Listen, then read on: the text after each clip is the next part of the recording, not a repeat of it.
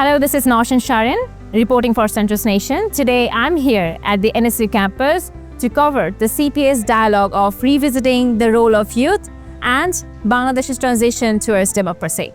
And today, we have with us His Excellency Dr. Bernd Spanier, acting as the ambassador for EU delegation to Bangladesh. Thank you so much, sir, for joining us. How are you doing today?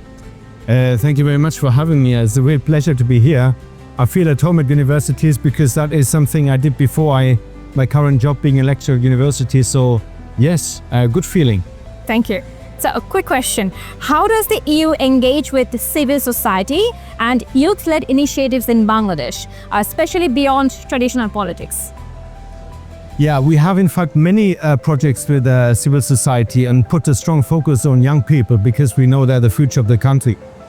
So many that from the top of my head, let me think, we are active, for instance, in young voter education. We have support projects where also voters in regional and rural areas get better information on elections and political matters.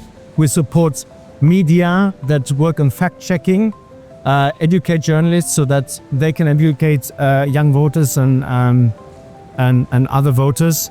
And for young people specifically, we try to promote the young women in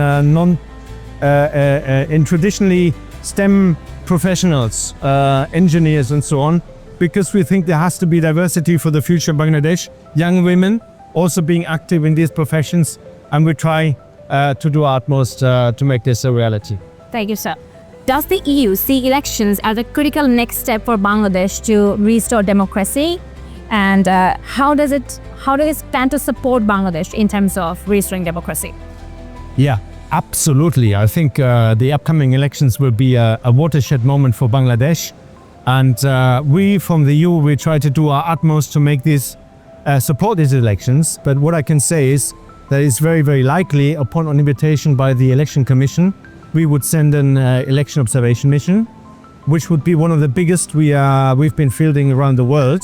Again, we need to be invited, but we are happy to come.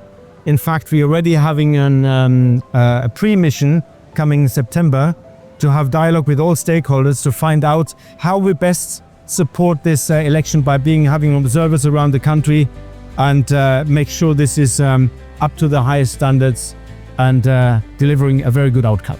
Thank you so much, sir. Thank you so much for your time today. Pleasure. Thank you.